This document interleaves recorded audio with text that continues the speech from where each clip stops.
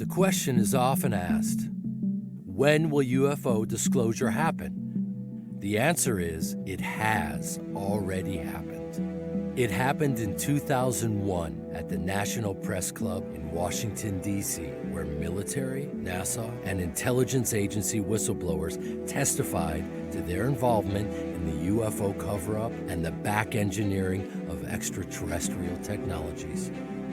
It happened again in 2017 with the release of the film Unacknowledged, in anticipation of which the CIA and the FBI published millions of UFO documents on their websites. Despite all this, nothing has really changed. Life goes on as before, except there is a new narrative unfolding in the mainstream media, one that is designed to subvert true disclosure and extinguish the opportunity for transformation available to us through these revelations. Earlier this week, the New York Times and Politico revealed the existence of a secret government program to investigate UFO sightings. It was especially focused on encounters by members of the military, like this one experienced by a U.S. Navy pilot off the coast of California. There's a whole fleet of them. Look on the ASA. My gosh. They're all going against the wind. The wind's 120 knots from the west. Look at that thing. It's rotating.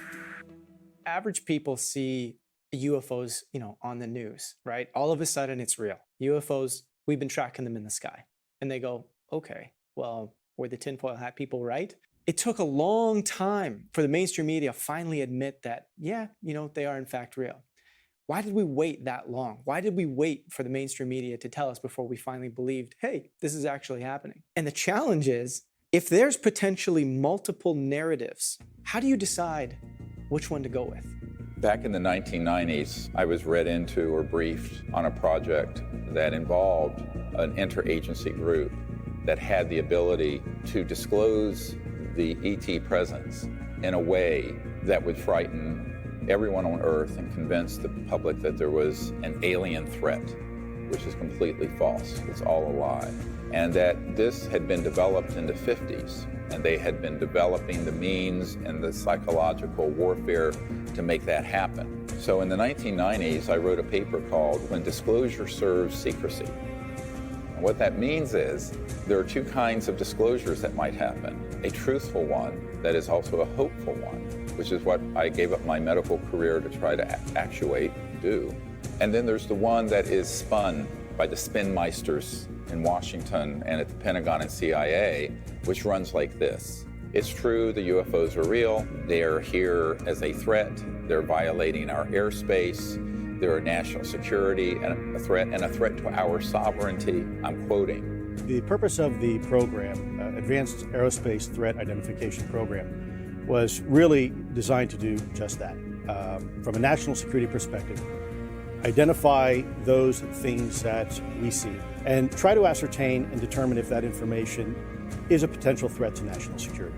And we knew this was going to happen because I had met with people who were in these classified projects, who were on interagency committees that had everything set to roll this out, and they were just waiting for the right time. The Soviet Union has ended. We have the global terrorism, while it's still there, it's not like it was around 9/11. This is the next big thing that they want the public to be afraid of. When a pickpocket meets a saint, all he sees are his pockets. Or like if you're a hammer, everything looks like a nail. And it's not that this isn't a genuine perception on their part, because they've been raised, their entire political and professional career has been designed to have this kind of artificial construct of this. There's this national airspace and nobody can come into the airspace unless we say so. And they've got this super control mechanism going. And they're right at this really important place right now where they're attempting to establish a kind of one world government. That they've gotten the communication systems up, the transportation systems up, and they want to establish a planetary government. And there's nothing that is going to motivate the creation of a one world government like the discovery of an ultimate other. Ronald Reagan was standing in front of the United Nations. He said it right out. Perhaps we need some outside universal threat. I occasionally think how quickly our differences worldwide would vanish if we were facing an alien threat from outside this world. He was silly enough to say it. That's part of his naivete. But the fact is, that is their agenda. Legendary civil rights attorney Daniel Sheehan has spent over 50 years fighting the national security state. The Pentagon Papers and the Iran-Contra scandals are but two of his many landmark cases before becoming a whistleblower and legal counsel for the Disclosure Project in 2001. It's helpful, of course, for them to say, oh, UFOs are real. That's quite helpful. We've been trying to get people to understand that now for the last 30 years. But it's all immediately wedded to this fact that they're this horrible threat. And so we have to come forward with a positive set of programs, a positive vision for this. And that's what I'm trying to help get the Vatican and the Jesuit order to become involved in putting forth, a discussion about the theological and philosophical challenges that this presents to us. But it's not a national security threat. It's not a threat to our species. It's not a threat to our planet. It's a threat to our view as ourselves as the be-all and end-all, that the entire universe was created as a stage on which to play out the human drama of one single species. That ain't so. But let's get used to it, and let's figure out what the new story is. What is the new story? It is a positive story. What is our role in it? We may not be the star, of it, but we're a good supporting character in the unfolding of our universe. And let's figure out what that story is.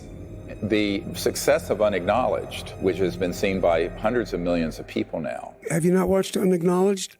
What is Unacknowledged? You got to watch Unacknowledged. What is that one? Okay, you got to watch Unacknowledged. What is it? You got to watch Unacknowledged. Is that Stephen Greer movie? Caused a reaction within the intelligence community of the United States. And so what the major media has begun to do is to cooperate with the intelligence community in reporting all this information out, but with this peculiar spin, very subliminal at this stage, that it's a threat. The project was called the Advanced Aviation Threat Identification Program, run by an official named Luis Elizondo. I think this is a national security imperative.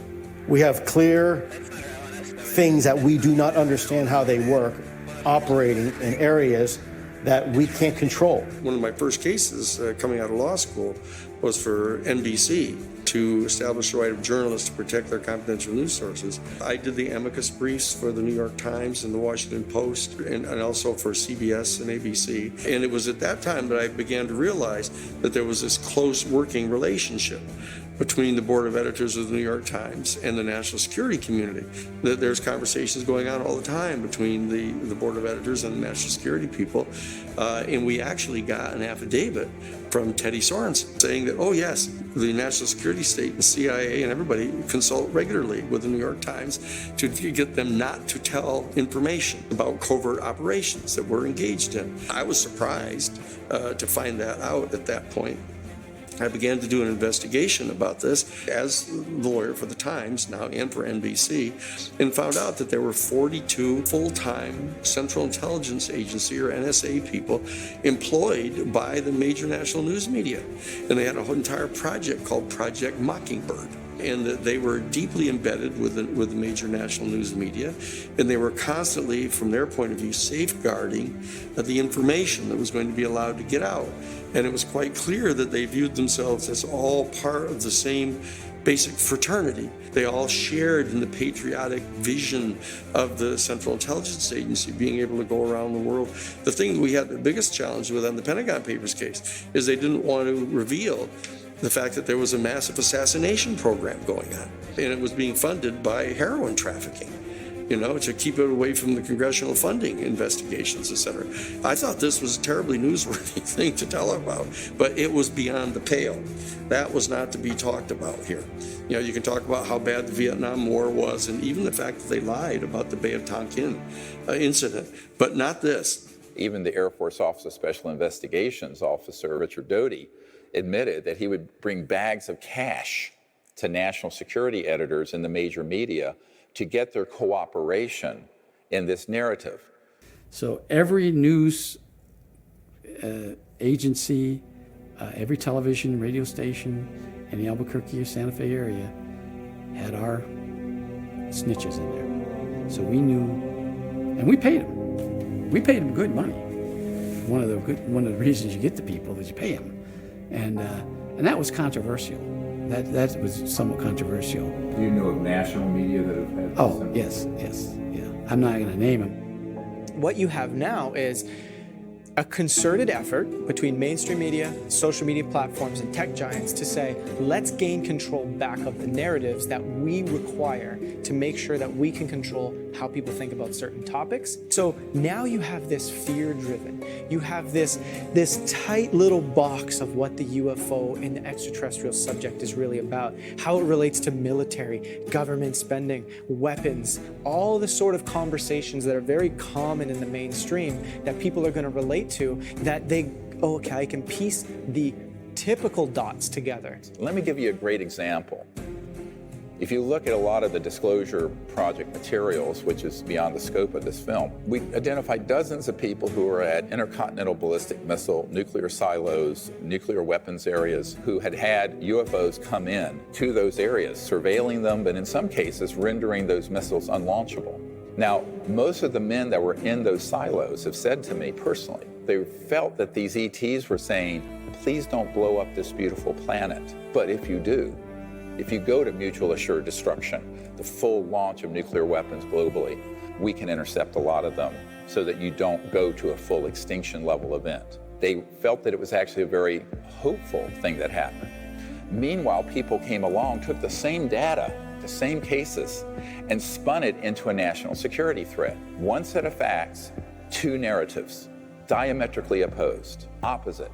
When I got involved in the issue of the UFO issue and the ET issue, starting in 1977 with President Carter, I realized that the work that I was doing was characterized by the national security state as a target for counterintelligence activities. When I see this thing happening with this To the Stars Academy, where they suddenly appear on the front page of the New York Times, and the CNN all of a sudden wants to talk with them, and they're on MSNBC and all this kind of stuff, I immediately kind of realized, wait a second, this is part of what I've been worried about coming out, because they were constantly spinning this story that this is a threat. My name is Tom DeLong. A lot of people know me from my band Blink-182. I started that band when I was 16. Through a series of meetings, I was soon connected to a large group of U.S. government officials from the CIA, the Department of Defense, and Lockheed Martin Skunk Works. These guys were the ones involved in the secretive U.S. government programs that dealt with these subjects. What's happening is the To the Stars Academy people, who are all, Jim Simi Van, who's there, the chief of covert operations, domestic for CIA, which in and of itself is totally against the law. The National Security Act of 1947 completely, clearly, and unequivocally prohibits any kind of covert operation stateside. But here, that's who he is. And there he is there, and you got the guys from the DIA and the Defense Department and Hal Puthoff and stuff, and they're all there, and what they're doing is they're putting this intense spin. Every single thing they talk about all has this kind of gestalt to it, that this is a threat. And it very well could be a threat. It's a threat to our national security. It's a threat to our airspace. It's a threat to our sovereignty. It's what it is. It's a threat to our dominion over our own planet. And of course, they think that's their job. Our job is to assert full spectrum dominance over the entire planet. We actually have the documents from the 1992 United States Defense Department Policy Planning Guidance document, where they said that right at the end of right at the dissolution of the Soviet Union, said, oh, we've got to not cut back on our military spending. We have to increase it so we can establish full spectrum dominance over the planet.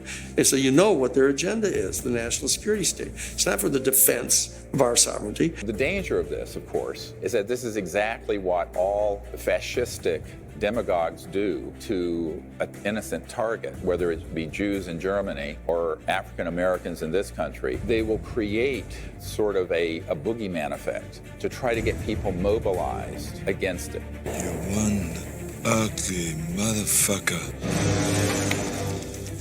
And as one member of a royal family told me, we need to do things so that the public will accept in blood and treasure the sacrifices needed to have an interplanetary war. I'm quoting.